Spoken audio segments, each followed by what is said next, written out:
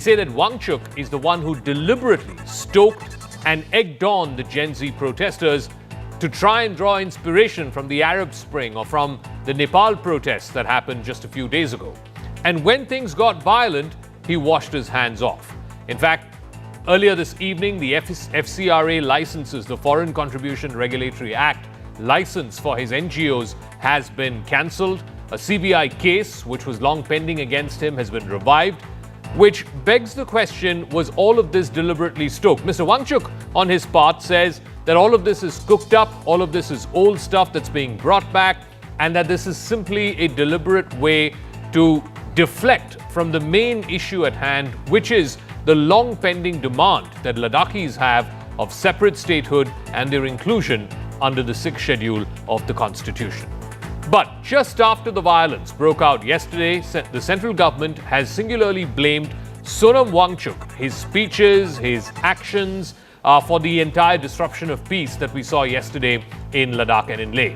The centre is suggesting, and the MHA has put out a formal statement suggesting, that certain individuals with political agendas were dissatisfied with the current developments in Ladakh, and they may have been influencing the unrest behind the scenes. The government also claims that some of these actors deliberately attempted to derail the ongoing discussions between the centre and Ladakhi stakeholders. The Apex Council, as well as members of the central government, were supposed to meet sometime in October. Those meetings have now been advanced to later this month. Some of these individuals, they say, were undermining the peaceful resolution efforts that this dialogue was seeking to achieve.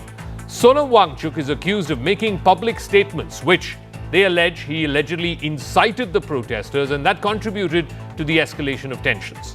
The MHA also highlights that Sonam Wangchuk invoked Arab Spring-style protests or Gen Z-style Nepal protests, which he believed could encourage large-scale civil disobedience in Leh. The government also claims that Wangchuk drew parallels to the recent youth-led protests in Nepal, implying a call for similar youth mobilization in Ladakh. I want to play out a series of reactions that have come in, and then we'll go across to our guests as well. There's also some breaking developments in the story at this hour. ये है कांग्रेस के counsellor Stanzin Sepang, ये अपर Leh ward से counsellor हैं, ये main instigator हैं। अब आप देख सकते हैं कि वही काउंसलर स्टानजिंग सेपांग राहुल गांधी जी के साथ है। यह जो तस्वीर है ये राहुल गांधी है। एक बात आप याद रखिए, Congress party has nefarious designs. Congress party का जो षड्यंत्र है, किस प्रकार से भारत तेरे टुकड़े होंगे इंशा अल्लाह, यही कांग्रेस पार्टी का मुख्य लाइन है। आज पूरे विश्व में हम एक ब्राइट स्पॉट हैं। बड़े से बड़ा लीडर विश्व का आज भारत का लोहा मानता है। अगर देश को तोड़ने की कोशिश करोगे तो देश जवाब भी देना जानता है, जनता जवाब भी देगी। प्रधानमंत्री जी, आप पूरी तरह सफल हो रहे हैं। देश में पूरब में तो आग लगी थी, मणिपुर में जो शांत लद्दाख था वहां भी आग लग गई। मैं सबसे पहली अपील करता हूं कि लद्दाख के लोगों से वहां अमन हो, चैन हो, शांति हो, पर ये घटिया आदतों से बाज आए भाजपा। अपनी असफलता नहीं बताएंगे कि केंद्र की सरकार है आपकी। Now there's a significant twist in this tale. Sonam Wangchuk's motives are under the scanner of the CBI as well as other central agencies. Cracking the whip, the Ministry of Home Affairs has cancelled Wangchuk's NGO's FCRA license, which is the Foreign Contribution Regulatory Act, which means that he cannot receive any more funds from outside the country. Now, here's why that has happened. The allegation against Mr. Wangchuk and his various NGOs, 3.35 lakh rupees received as foreign donation in cash. Again, 3.35 lakh cash donation, which violates Section 17 of the FCRA norms. There are also allegedly local deposits of 54,600 rupees, which violates Section 17 of the FCRA. There's another one, 4.93 lakhs, which was received from foreign donors, violating Section 12. 4.93 lakh foreign donation is misused for the study of quote-unquote sovereignty. 79,200 received as foreign donation, not credited to the FCRA account. So all of this has been cited as one possible reason for why the FCRA licenses have been withdrawn. But I also want to play out more reactions before we go across to my colleague Anshul with more details on this. तो CBI के notice में ये लिखा है कि 2022 से 24 में आपकी संस्था ने विदेशी मुद्रा ग्रहण किया जबकि आपके पास अनुमति नहीं है, एफसीआरए नहीं है। हमने एफसीआरए नहीं लिया क्योंकि हमारा इरादा नहीं है विदेशों से हम भीख मांगे। तो हमारे जो पैसिव सोलर हीटेड बिल्डिंग्स है जो हमने लोगों के लिए, इंडियन आर्मी के लिए बनाए, वो अफगानिस्तान में ले जाना चाहते थे संयुक्त राष्ट्र संघ, यूनाइटेड नेशंस, और उन्होंने इसके लिए हमें फीस अदा की। उसी तरह हमारे आर्टिफिशियल ग्लेशियर्स को स्विट्ज़रलैंड की एक यूनिवर्सिटी और इटली के एक संस्था चाहते थे कि ये प्रोजेक्ट्स में प्रयोग किया जाए। उसके लिए हमें ज्ञान की दक्षिणा, फीस अदा की। वो फीस बाज़ाब्ता टैक्स के साथ है, इनकम टैक्स के समन्स आ रहे हैं। उन्हें ये नहीं पता है कि लद्दाख क्षेत्र में कोई टैक्स नहीं देता है, टैक्स माफ़ है यहाँ, फिर भी एक आदमी देता है, वो मैं हूँ। So I want to go across to Anshul, my colleague, for further details on this. There are three institutes, three NGOs that have been identified against whom primarily the allegation or the suspicions are against: the Himalayan Institute of Alternatives in Ladakh, the Students' Educational and Cultural Movement, and the Sheshio Innovations Private Limited. What exactly are the role of these three firms, and what is it that Mr. Wangchuk is being accused of? Well, the main accusation that has been put forth against Sonam Wangchuk is that all these NGOs were actually receiving foreign funds, and these foreign funds should have been given according to the regulations that have already been set up under the FCRA laws. But what has happened in all these NGOs, the Home Ministry in its notification has very clearly stated each and every point due to which this decision has been taken, that his FCRA license should be cancelled, which essentially means that there could be no more foreign funding that could happen to Sonam Wangchuk. There are several instances that have been pointed out. One of the instances is 3,75,000 rupees that was given to Sonam Wangchuk's NGO, and eventually when the government asked that for what purposes this was given, the reply that was given by them was not in line, and hence the ministry felt that this is something that is illegal. Apart from this, over the last 30 to 45 days, the CBI has launched a preliminary inquiry into the FCRA transactions of Sonam Wangchuk, and now since the MHA has gone ahead and disposed of the license, FCRA license of Sonam Wangchuk, it is very, very likely that within the next few days itself an FIR would be registered by the CBI, and it is likely that Sonam Wangchuk would be called in to join into the investigation. Now, FCRA is a scheduled offence as well, which means that the Enforcement Directorate will also have to register a case in this entire matter, and then a money laundering FCRA probe will also happen against Sonam Wangchuk. So it is very, very likely that over the next few weeks, the troubles for Sonam Wangchuk could increase by multiple folds, as the MHA has made this very, very clear that there are at least 5 instances in which transaction of cash and money has happened, which are not according to the FCRA laws that has been mandated by the government, and hence this decision has been taken that his license should be cancelled from now on. Okay, Anshul, we'll leave it at that. We'll see how this story further develops. Of course, Mr. Wangchuk has rejected this by saying that this is simply a distraction tactic and that the government should address the genuine concerns of the people of Leh and Ladakh. I want to go across, open this up to our political panelists. Sanju Verma is national spokesperson of the BJP. Kailash Adhikari, political analyst, joining us. Ravinder Sharma is spokesperson of the Congress Party. Sanju Verma, we've put out the sort of checklist or the list of charges against Mr. Sonam Wangchuk.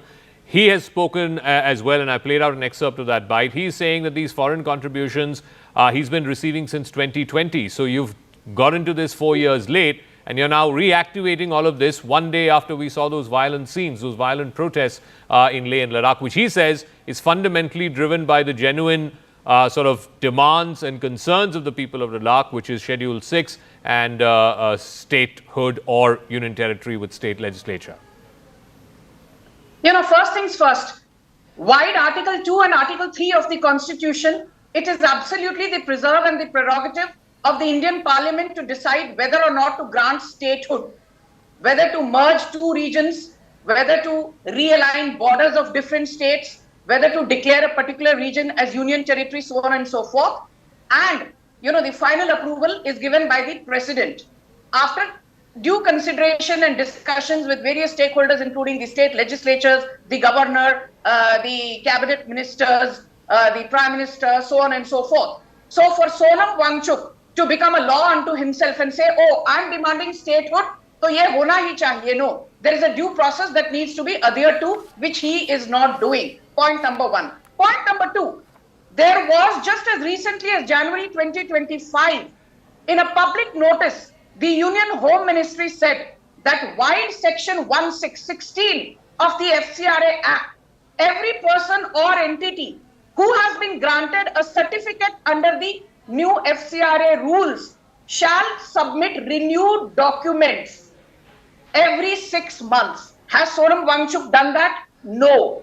Then the new foreign contribution rules of 2011, which is what we follow currently, they clearly state you cannot receive foreign funding.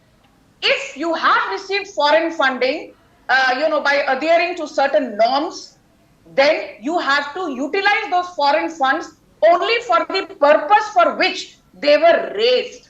So Sonam Wangchuk obviously has decided not to adhere to the foreign contribution rules of 2011. Okay. The third point I want to make is this, and I think a very important point raised by you, Zakka, in your introductory comment.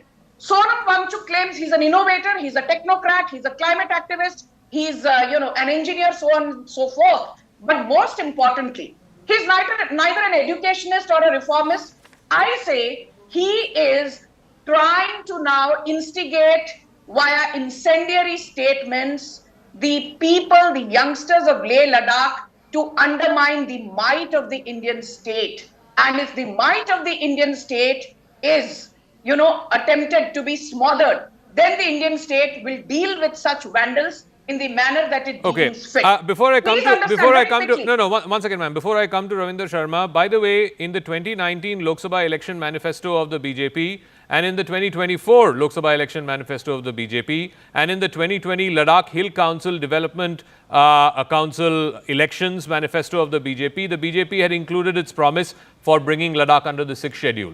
What the people there are protesting against is now the next set of elections are coming for the Ladakh Hill Council. They're saying you made a promise 5 years ago. Please keep that promise at least 5 years on when you come asking for our votes after 5 years. Do you want me to answer that very quickly, Zakka? Yes.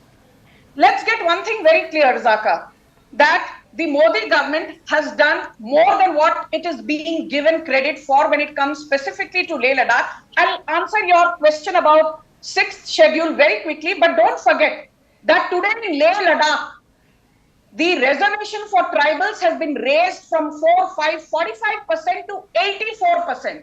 It is thanks to the Modi government that 1/3 of the constitution of any hill council in Leh Ladakh is represented by women. It is thanks to the Modi government that 2 languages, tribal languages called Ghoti and Furgi, have been given official status in Leh Ladakh. And as far as getting Leh Ladakh under the ambit of the 6th schedule is concerned, there are some things which take time. We've not said no, but we are saying that before giving autonomy, especially administrative autonomy to tribals in Leh Ladakh, given that Ladakh overall has 97% tribals and Leh has 66.8% tribals, before giving them autonomy over forests, over resources, over other natural resources, we would like to discuss with various stakeholders, and meetings are being held with the KDA, Kargil Democratic Alliance, and with LAB, Leh Apex body. So kya hoga wo aage chal ke dekhte hain na. Now let me ask Ravinder Sharma, on Sonam Wangchuk, the central government, the MHA is saying that he is the one who is provoking these young people, and the moment the violence happened, he's washing his hands off this entire exercise. They are also questioning his credentials, saying he runs multiple institutions where bank accounts have not been declared, remittances have not been declared, and he's also got foreign contributions without declaring that they come under the Foreign Contribution Regulatory Act. Therefore, his FCRA license has now been withheld. Mr. Sharma. Let me express our great concern over the worrisome situation that has emerged in the frontier region of Leh, which is bordering China and which has always defeated the misadventures and mischiefs of the hostile neighbor. And the people of Ladakh, especially Leh Ladakh, they are very peaceful, patriotic, and forthright. And they have been demanding their legitimate rights. for the last 5 years, the central government, which is BJP, they were claiming that we have won over the hearts of the people of Ladakh, and Congress did nothing, and now they are blaming others and Wangchuk or other people. It was a general mass protest, peaceful protest we are witnessing for the last 5 years. And he went to Delhi also for holding a peaceful protest as a Jantar Motor. And I personally witnessed that he was not allowed to come out of the gates of the JNK guest house in Delhi. And the central government adopted the strategy of exhausting and frustrating these peaceful people. As a result of civil unrest, well, I do not know what are the credentials and antecedents of Mr. Wangchuk. He is an environmentalist, as we know, from a distance. But the question is, a peaceful protest of the common people where all people are involved. No, sir, if it was peaceful, then why are these pictures? You know, smoke rising, a local party office being burned, 4 people died. So let me speak. It was the utter failure of the BJP and the central government. They are holding UT there. They are controlling the UT administration. They are dealing with the situation. We have been witnessing through media that there are dialogues going on, dates are being fixed. And now Wangchuk and others are blaming that they were keeping them in dark and they were putting them on a track of armed They are also alleging one of the people who was directly involved is a Congress councillor. I believe, that's the allegation that's made. Stanzing Sapang. In fact, Sambit Patra today came out and said Stanzing Sapang is a Congress councillor who was seen instigating the crowds. See, sir, I was just listening to Mr. Wangchuk on a TV channel. He said that it was a false picture, and he asked Sambit Patra to withdraw it. And I do not have the first-hand information because Leh Ladakh is disturbed. We do not have telephone and other conversation with our own people. But where is the question of Congress? Congress is not part of even the Apex committee spearheading the agitation, spearheading the movement for the last 5 years. How Congress comes into the picture? This is just to find out a escape route for their utter failure. They have lost the trust of the people of Leh, which is very unfortunate. Kailash Adhikari, so you have the Congress spokesperson saying that where is the Congress coming into the picture? The fact is that for the last 5 years, the promise of either statehood or UT with legislature and, of course, bringing Leh and Ladakh under the 6th schedule, it's a promise that's been hanging fire for the last 5 years. There's been hunger protests, there have been fast unto death protests, but unfortunately, nothing yielded in terms of, was there any material difference to the lives of the Leh Ladakhi people in terms of the 6th schedule and in terms of this legislature. The point now is the central government is saying, and they can cast all kinds of aspersions, allegations, cases against Wangchuk or anyone else, but does that take away from the underlying demands which have not been met for the last 5 years? And that's what the Leh Ladakhi people are saying. Address the larger issue. Some individuals may have indulged in some wrongdoing. Let them face the law. Zakka, firstly, Congress trying to preach that and trying to tell the government to act upon something is very, I would believe, out of the line, because numerous preaches have been done by the Congress party between 2004 to 2014 and nothing, and most of them, they were never implemented also. And now when they are being implemented because of the stronger political will of the Modi government, they try to take credit. So I would not like to comment on what Congress is trying to preach on that particular front.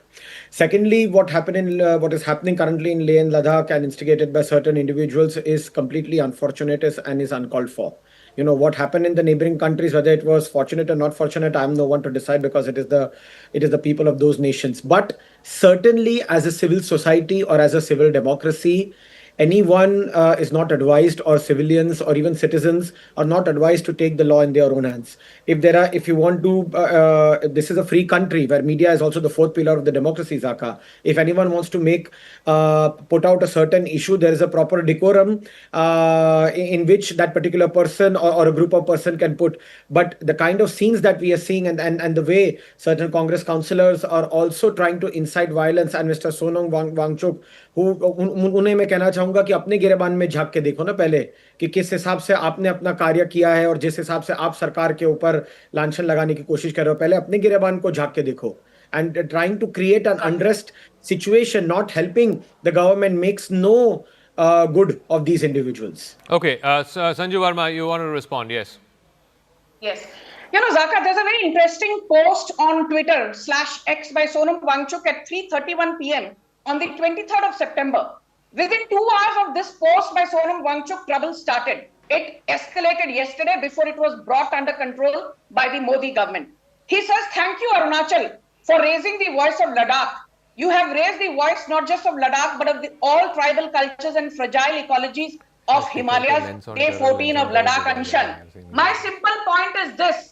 Why drag Arunachal Pradesh into this entire Ladakh issue? Point number one. Point number two, he used the word Arab Spring. When Sonam Wangchuk's bluff was caught, he said, all I wanted was peaceful protest. I did not want people burning down the BJP office, burning down CRPF vehicles, burning down the Ladakh Autonomous Hill Development Council office, having fisticuffs with the ITBP. So basically, Sonam Wangchuk is a repeat offender. What was the need for Sonam Wangchuk to attend the climate, session in Pakistan in February 2025? What is the need for Sonam Wangchuk to give a jadoo ki jhappi to Muhammad Yunus when things between India and Bangladesh at that point were anything but kosher?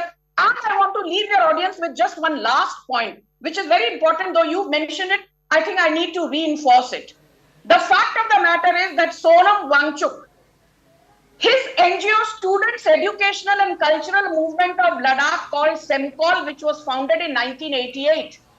So far, so good. It was not indulging in any violation of any law. Even his other NGO called Operation New Hope, founded in 1995, so far, so good. Nothing out of the extraordinary there. But then there's an NGO of his called the Himalayan Institute of Alternatives Ladakh, HIAL, which was founded in 2015. And there are contributions from the Ford Foundation. There are contributions into HIAL, Sonam Wangchuk's NGO, from Open Society Foundation, which is basically an affiliate of George Soros. And if the union government has said that you evaded taxes to the tune of 135 crore, why should this man not cough up? Why should this man think that he's above the law of the land? Mr. Ravindra Sharma, quick final word, and I have to move on after that. Yeah. My question is, where from this debate has come all of a sudden? Why were they silent for 5 years and not acting against Mr. Wangchuk? I don't hold brief for Mr. Sonam Wangchuk, but the question is the peaceful protest of entire people of Leh, and they are now washing off their hands. They were not aware of these activities of Mr. Wangchuk. Why did not they act? Why could not they visualize the situation? Please speak. Please silent. Please silent. Please keep silent. My question is, why could not they visualize the situation beforehand? It is their failure to. It is their interference. Please ask him. Ma'am, please, let him, ma'am,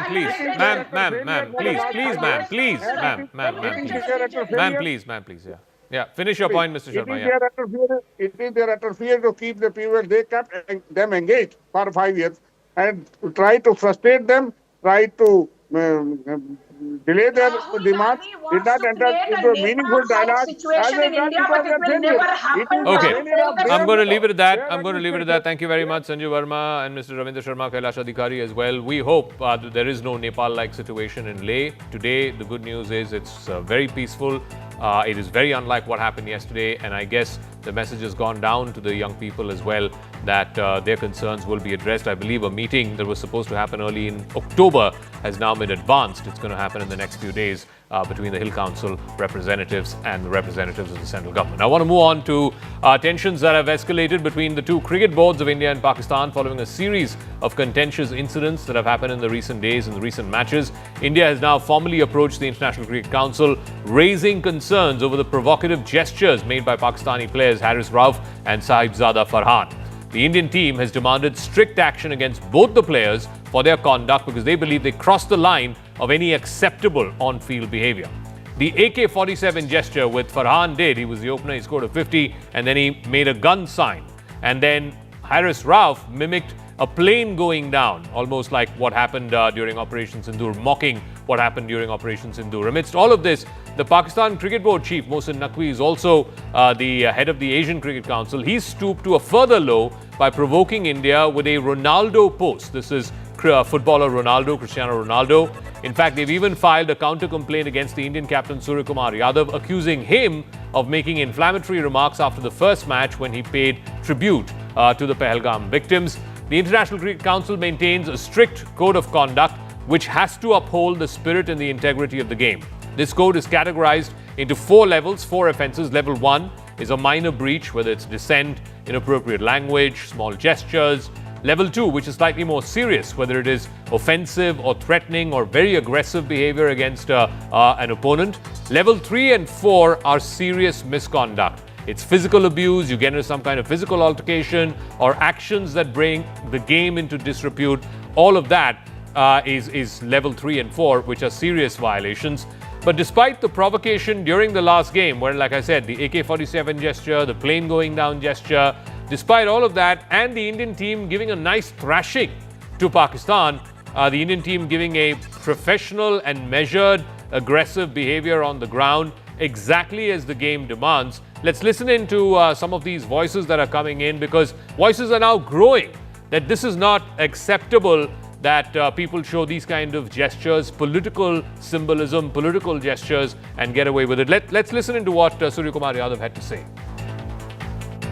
sir मैं actually ये question के ऊपर एक चीज़ बोलना चाहूँगा. मुझे ऐसा लगता है कि आप लोगों को ये क्वेश्चन पूछने बंद कर देना चाहिए अभी राइवलरी के ऊपर, बिकॉज राइवलरी तो स्टैंडर्ड राइवलरी एक ही बात है सर. कोई टीम अच्छा क्रिकेट खेले नहीं खेले, मेरे हिसाब से अगर 2 टीमें 15-20 मैच खेल रही हैं और उसमें अगर 7 ऑल है या 8-7 से कोई आगे चल रहा है तो उसको अच्छा क्रिकेट खेलना बोलते हैं और उसको राइवलरी बोलते हैं. 13-0, 10-1, मुझे पता नहीं क्या स्टैट है, but this is not a rivalry any more. But yeah I feel we played better cricket than them between 7 to 15 and also from bowling point of view. And talking about Suryakumar Yadav, the ICC has just concluded a hearing with the Indian captain. In fact, ICC sources have told CNN News 18 Suryakumar Yadav, the captain, is either likely to face a warning or some percentage of his match fee might be deducted if the match referee so decides. This is based on the Pakistani complaint over the handshake controversy. Remember, in the first game, in the aftermath of the first game, Suryakumar Yadav and the rest of the Indian team players refused to shake hands with their Pakistani counterparts. He also referred to victims of the Pahalgam attack in the post-match presentation.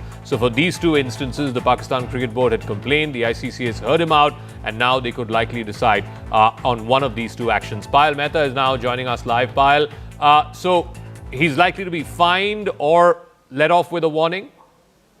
Zakka, if he's found guilty by the match referee, then in that case, these are the 2 punishments that he's likely to face for what the Pakistani cricket team has complained about him, for the PCB's complaint against him. But there is always a a thing that the referee might decide otherwise and decide to fine him for nothing or hold him not guilty, given the fact that the referee will have to take a final call as to what it is, the situation, and how it really pans out as well. Remember, Pakistan Cricket Board had filed 2 complaints against Suryakumar Yadav and the Indian team.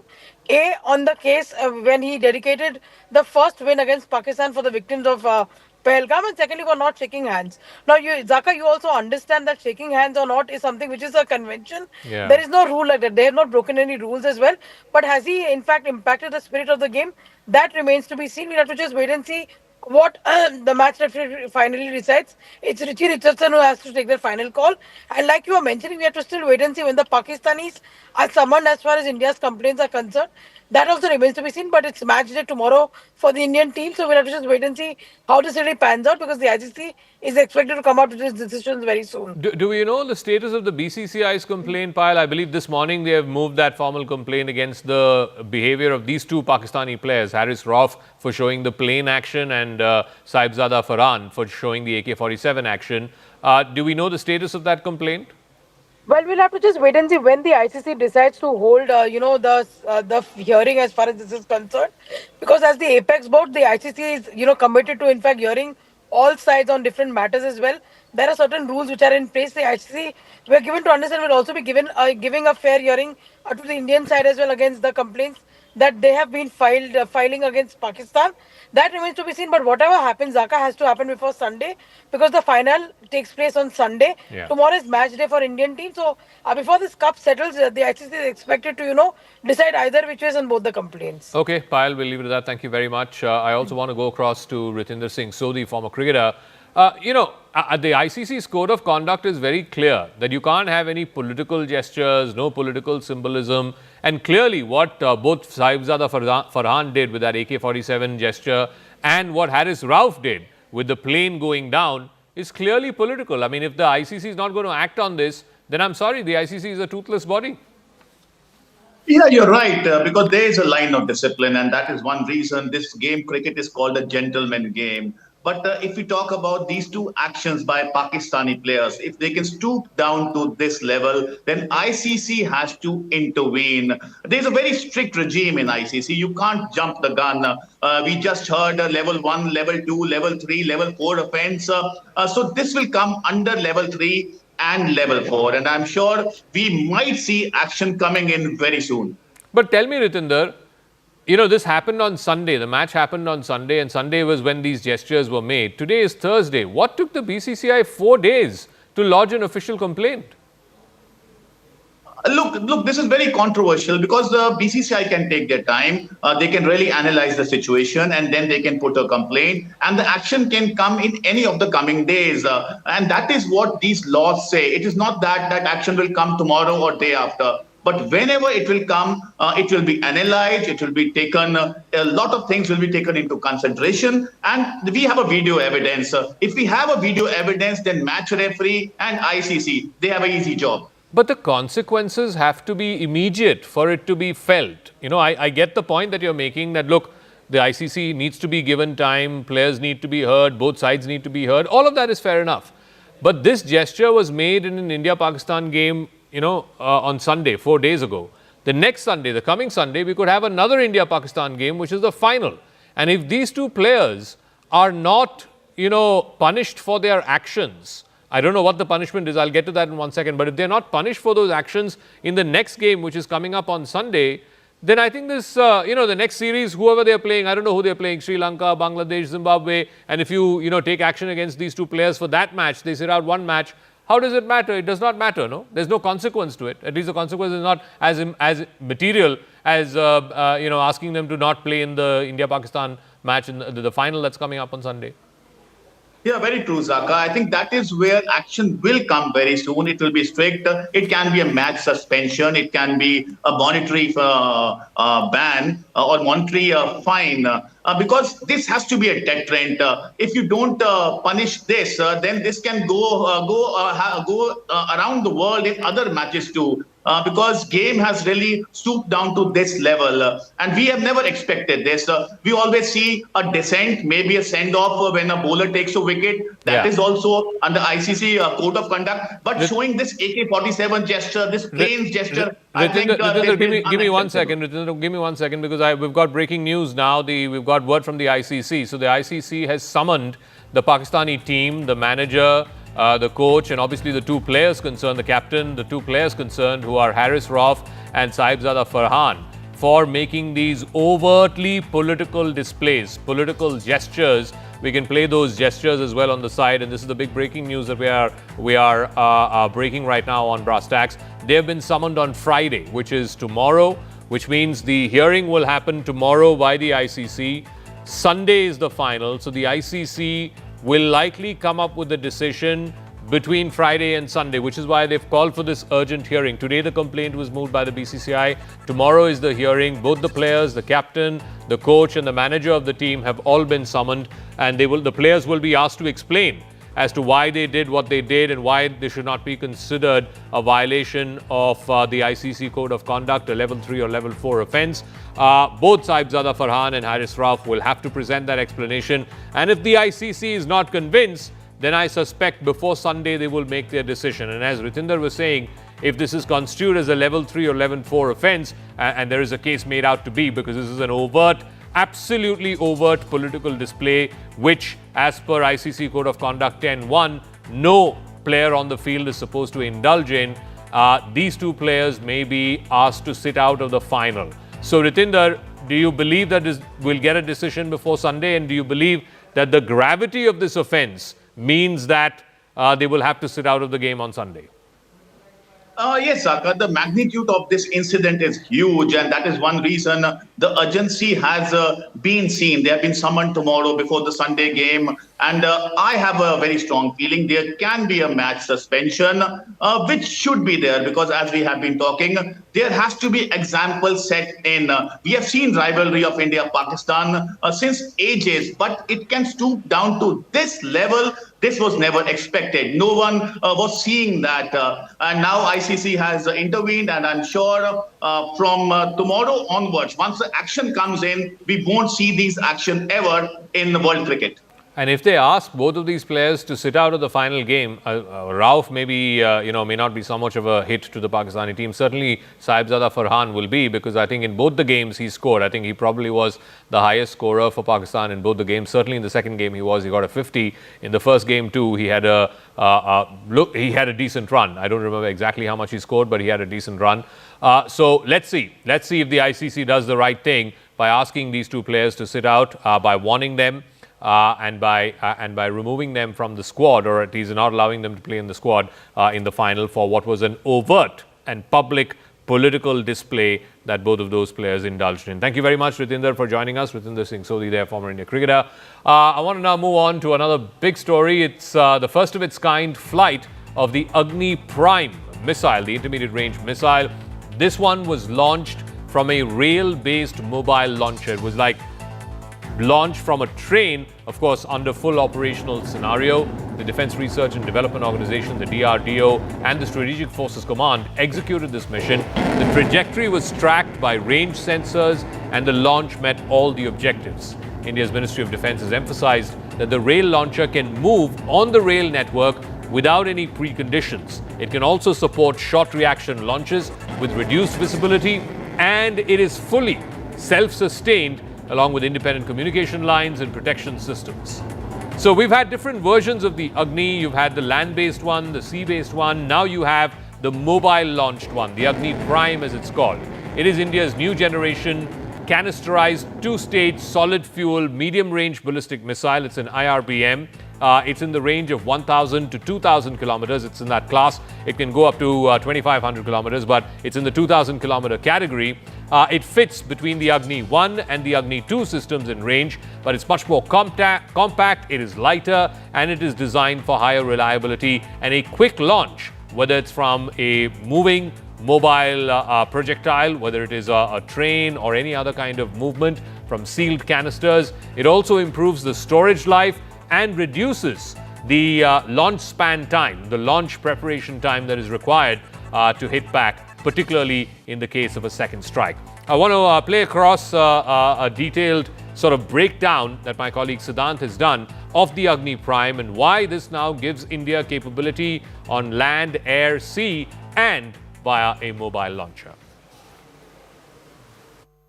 Today we'll talk about India's historic rail-based launch of Agni Prime missile.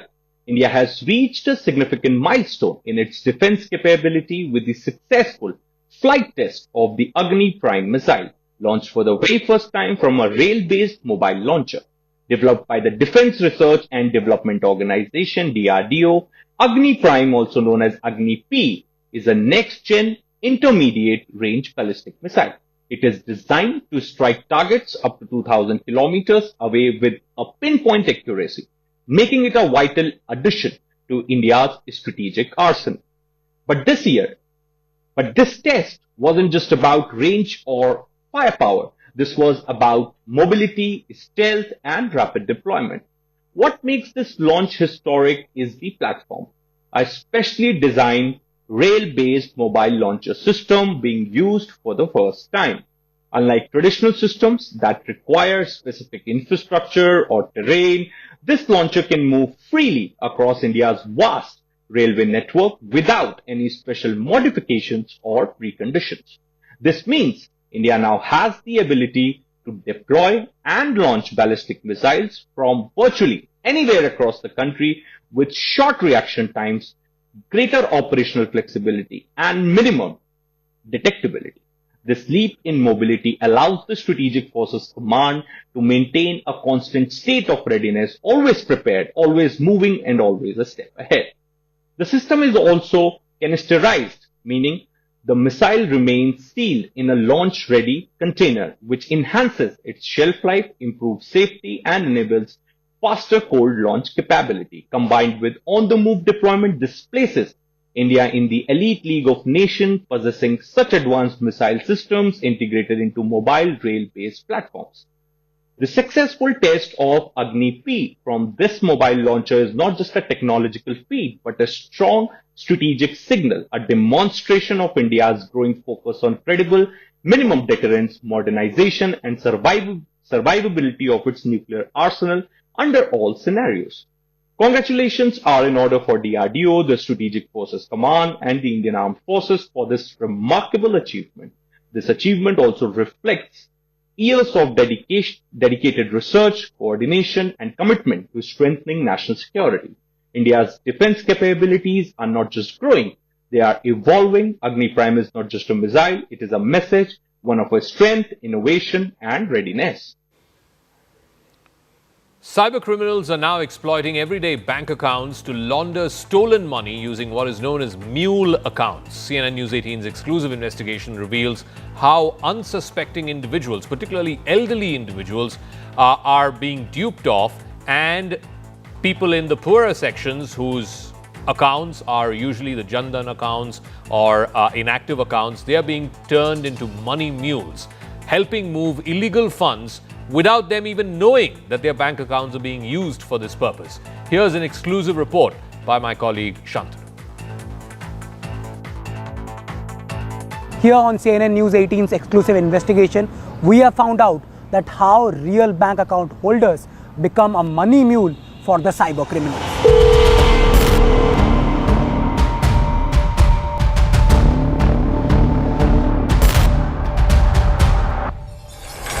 From Delhi to Bengaluru, Ghaziabad to Guwahati, cyber criminals are using ordinary bank accounts to launder stolen money. One recent case in Assam near to Jalpaiguri. She just a college student. She get information from the friend. You have to join one Telegram group. In that Telegram group, she need to only transfer amount from her own account to some other account. That was a simple work she had to do in a morning to evening. In exchange of this work, she will get monthly 1.5 lakh rupees as a salary. So she thought it's a very easy work I can do. She give her SBI bank account number, her net banking access and KYC document. After 5 to 6 days of transaction, she get a notice from the cyber cell, Gandhinagar, Gujarat CID office, and another notice from Palwal cyber cell and one from Bhatinda cyber cell, Punjab. When she understand, okay, I was doing some crime. In Assam, a young girl rented out her bank account thinking she had found a job. In Goa, an investor's KYC was stolen and his account later showed a negative balance. एक बोला कि phone करके मैं आपको एक link भेजता हूँ, वो लिंक क्लिक करके उसमें जो डिटेल आएगा वो पूरा फिल करो। जैसे ही उसने मेरे को वो लिंक भेज दिया, मैंने मोबाइल में उसको ओपन किया। ओपन करने के बाद मेरे मोबाइल का पूरा स्क्रीन वाइट होने लगा। जैसे ही मैंने उसको ऑन किया तो मेरे को एक ICICI बैंक से मैसेज आ गया कि आपका अकाउंट माइनस में, मतलब उसमें -49 लाख रुपीस का दिखा रहा है। The CBI has flagged 8.5 lakh mule accounts across 700 bank branches. National Cybercrime Reporting Portal reveals that these mule accounts are now used in every type of cybercrime. Wheel accounts का मतलब यह है कि ये किराए के अकाउंट्स, या तो वो लोगों को इन अपने अपराध में शामिल करके कॉन्स्पिरेटर बनाएगा, और दूसरा तरीका वो क्या अपनाएगा, वो ये भी कर सकता है कि वो किसी गांव में चला जाए या जॉब रैकेट के नाम पे एक कंपनी बना करके वहाँ अनाउंस करे कि वी आर प्रोवाइडिंग जॉब्स। अपनी आईडीज़ लोग देते हैं, KYCs दे देते हैं, उनके अकाउंट्स खुलवा लेते हैं और फिर उनको जॉब की ट्रेनिंग के नाम पर उनके शहर से 400-500 किलोमीटर दूर और छोटे अमाउंट के लिए उनको भटकाते रहते हैं। Most account holders are lured by fraudulent job offers that promise easy money. Some even rent out their accounts for a commission. मेरे एक मित्र का अकाउंट जो है उसको म्यूल हैकर्स ने उसको हैक किया और मुझे अर्ली मॉर्निंग अराउंड 6:37 एक मैसेज आया जिसमें ये लिखा हुआ था कि उनकी जो माता जी हैं वो हॉस्पिटलाइज हैं और गंभीर अवस्था में हैं और उसकी वजह से उनको कुछ पैसों की ज़रूरत है। और इसको देखने के बाद मैंने तुरंत इमीडिएटली मैंने क्या किया कि उसमें कुछ अमाउंट जो उसमें लिखा हुआ था 20, 25, 30 हज़ार रुपये वो मैंने ट्रांसफ़र कर दिए। बट आधे एक घंटे बाद जब मैं उस जो मेरा जो फ्रेंड है उनको मैंने जब कॉल किया और मैंने उनसे पूछा तो उन्होंने कहा नहीं ऐसी तो कोई बात नहीं है और ये शायद कोई म्यूल हैकर है जिसने शायद इस अकाउंट को हैक किया था। Even in digital arrest cases, the cyber criminals use mule accounts to facilitate their illicit funds. In August, 78-year-old Naresh Malhotra, a retired Delhi banker, fell victim to a digital arrest scam. He transferred 23 crore through 20 transactions over a month, remaining confined to his home. Basically ऐसा threat किया गया, ऐसा घेरे में लेके आ गए कि उसके आगे जो इन लोगों ने मेरे ऊपर सेक्शंस डाले, जो इन लोगों ने मेरे ऊपर धाराएं लगाई, नेशनल NIA एक्ट लगाया, पेमा लगाया और PMLA लगाया, उसमें मेरे सोच की शक्ति खत्म हो गई। The Delhi police has frozen about 2.3 crore rupees so far. However, in such cases, the entire laundered amount is often not recovered due to the use of mule accounts. So don't share your personal data, personal information and KYC details with anyone. And at any point of time, if you find anything suspicious, report it to the cybercrime department immediately. Be safe and stay alert.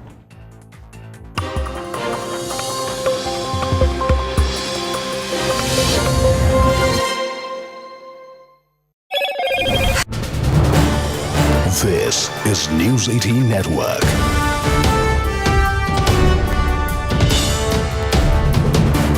India's largest news network.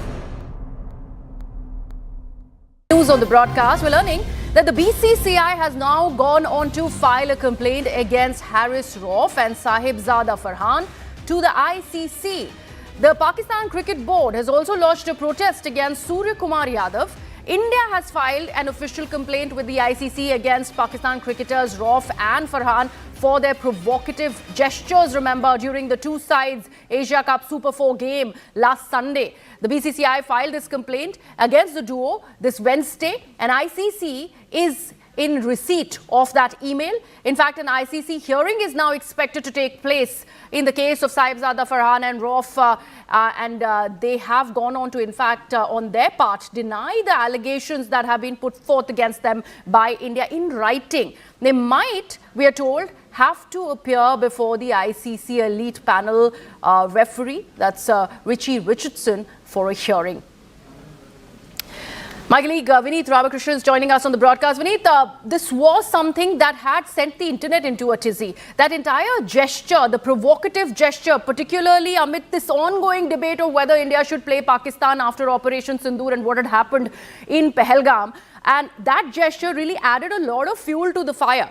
So, the fact that now there is a complaint with the ICC, there's also a response by the two Pakistani players in writing denying all these allegations. Which way is this headed? And when are they supposed to be appearing before the elite committee?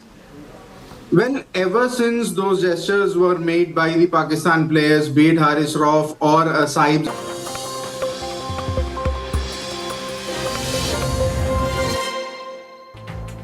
Thousands of protesters took to the streets in Manila over the weekend to express their outrage over a corruption scandal involving lawmakers and government officials over widespread corruption. Now, these rallies and these protests appear to be the biggest since President Ferdinand Marcos Jr. admitted openly back in a State of the Nation address in July that some government flood control projects had become a major source of corruption. The country's youth hit the streets in protest, much like the Gen Z protests that happened in Nepal and Bangladesh. So why are the youth in Southeast Asia so angry? I dig a little deeper.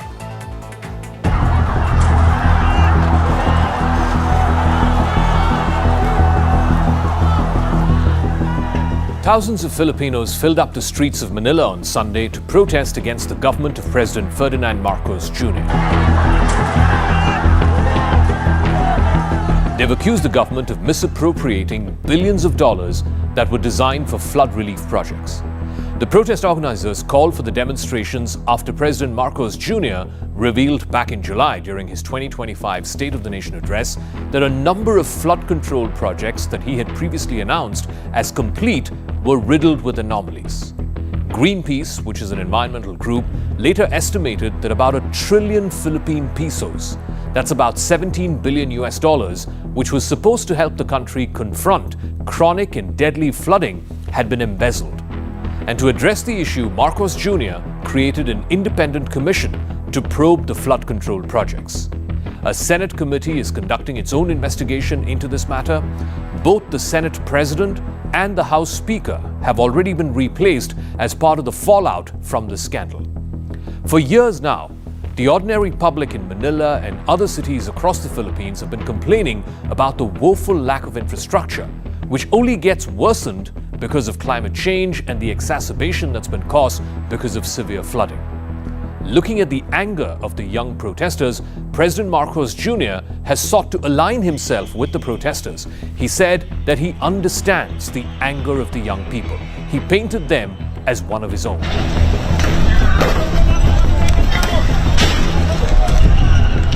If I wasn't president, I might be out in the streets with them. Of course, they are enraged. Of course, they are angry. I am angry. We should all be angry because what's happening is not right.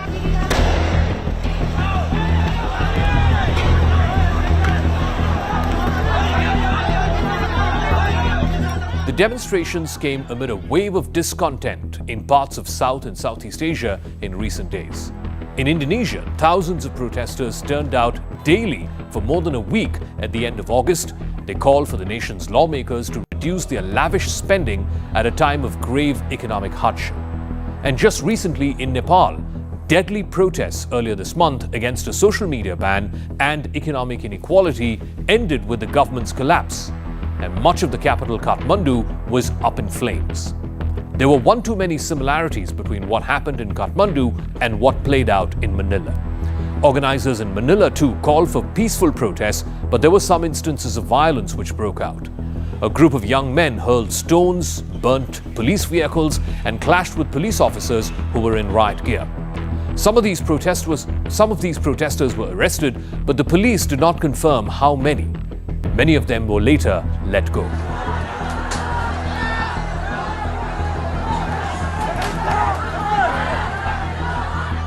The demonstrations also sprung up in other Filipino cities and may prove to be one of the biggest public backlashes against President Marcos since he was elected in 2022. The main protests in Manila converged on two historic sites: the Rizal Park, where the national hero Jose Rizal was executed at the end of the 19th century, and the second major site of the protest was the EDSA Highway. That's where Filipinos had toppled the then dictator Ferdinand Marcos Sr., who is the current president's father, way back in 1986. So the similarities were uncanny.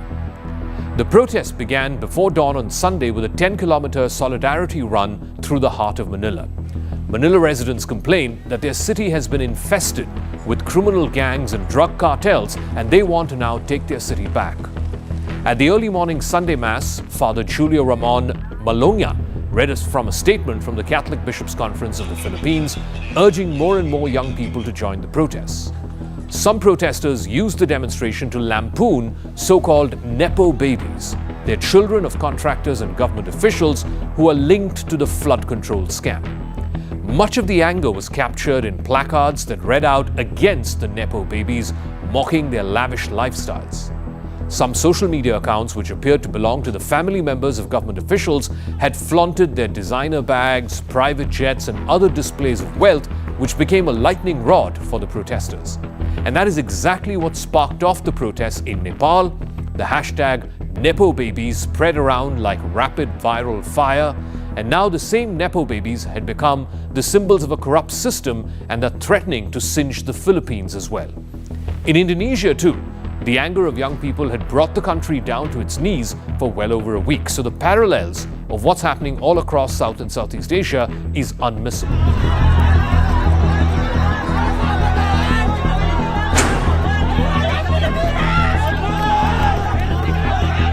In his 2024 State of the Nation address, President Marcos Jr. had said that the government had completed more than 5,000 flood control projects to address the worsening issue.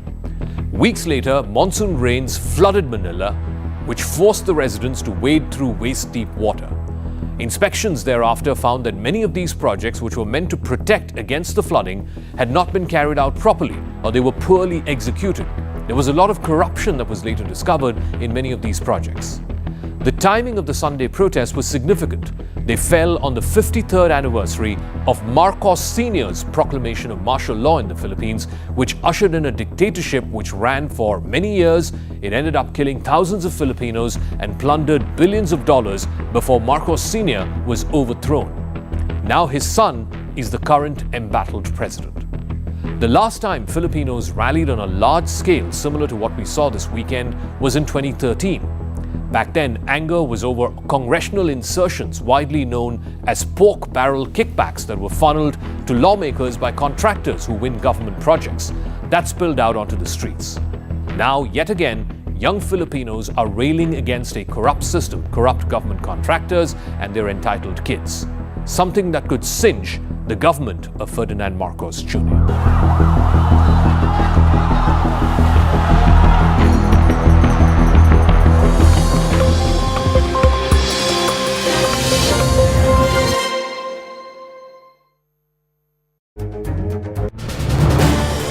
This is News 18 Network.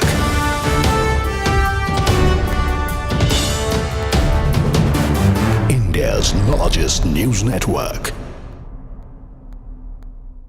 News on the broadcast, we're learning that the BCCI has now gone on to file a complaint against Rauf and Sahibzada Farhan to the ICC. The Pakistan Cricket Board has also lodged a protest against Surya Kumar Yadav. India has filed an official complaint with the ICC against Pakistan cricketers Rauf and Farhan for their provocative gestures, remember, during the two sides Asia Cup Super 4 game last Sunday. The BCCI filed this complaint against the duo this Wednesday, and ICC is in receipt of that email. In fact, an ICC hearing is now expected to take place in the case of Sahibzada Farhan and Rauf, and they have gone on to, in fact, on their part, deny the allegations that have been put forth against them by India in writing. They might, we are told, have to appear before the ICC elite panel referee, that's Richie Richardson, for a hearing. My colleague Vineet Ramakrishnan is joining us on the broadcast. Vineet, this was something that had sent the internet into a tizzy. That entire gesture, the provocative gesture, particularly amid this ongoing debate of whether India should play Pakistan after Operation Sindoor and what had happened in Pahalgam. And that gesture really added a lot of fuel to the fire. So, the fact that now there is a complaint with the ICC, there's also a response by the two Pakistani players in writing denying all these allegations. Which way is this headed? And when are they supposed to be appearing before the elite committee? Well, ever since those gestures were made by the Pakistan players, be it Rauf or Sahibzada Farhan, this was coming. It was brewing that a complaint would be filed because these were provocative gestures. The ICC code of conduct would come into play. About the hearing, it would be soon enough. We are hearing that the BCCI had filed this complaint. So hearing could be before the final itself. Would they, both Rauf and Sahibzada Farhan, if they go ahead and say they had not done anything wrong, it was not provocative, then the hearing would happen. If they, accept the charges, then there would be some demerit points, there would be some sanctions onto them. Hearing may not happen. But what we are hearing is that both these players and the PCB would be denying those charges, that it was not provocative, it was not outside of the ICC code of conduct. So the hearing most likely would happen before the final itself. This week itself is what we are hearing. But on the flip side, what we are also hearing is that PCB have did a counter here as well, and they have gone ahead and put a complaint to the ICC against Surya Kumar Yadav, stating that what is that all about? Yeah, please go ahead, Vineet. What is that complaint by the Pakistan Cricket Board against Yadav all about?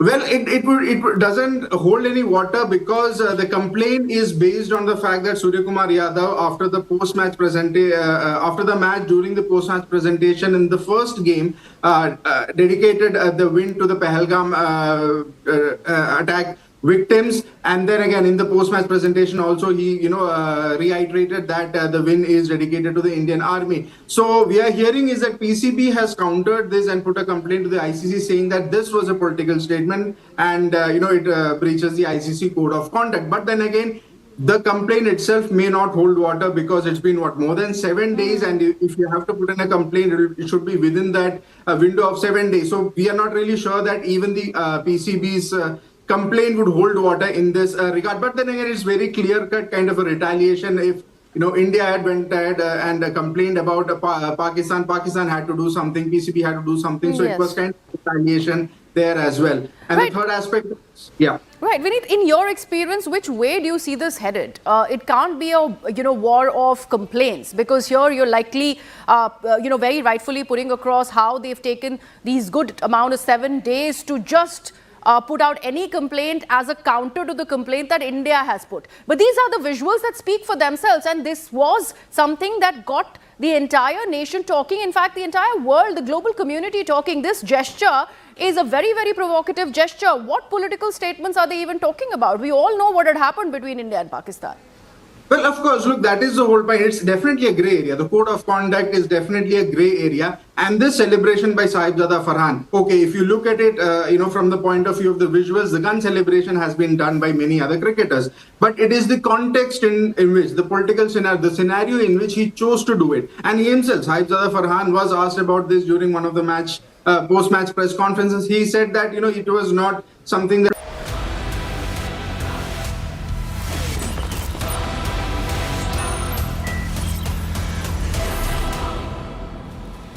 Viewers, the spotlight is on Ladakh, where peace was shattered by the scepter of anarchy. The union government believes that the unrest didn't happen in a vacuum. It has collated evidence that points to the Congress and activist Sonam Wangchuk, who has been spearheading a movement seeking autonomy and statehood for the region. The centre says that while it governs Ladakh, it says Wangchuk has been striving to spawn a Gen Z Nepal model revolution. A speech of his has appeared that seems to underline this. That's him, viewers, speaking in the middle a few days back. The BJP is circulating it, and the clip shows him referencing Nepal and Bangladesh thuggery. Sonam Wangchuk also has said, after yesterday's spiraling violence,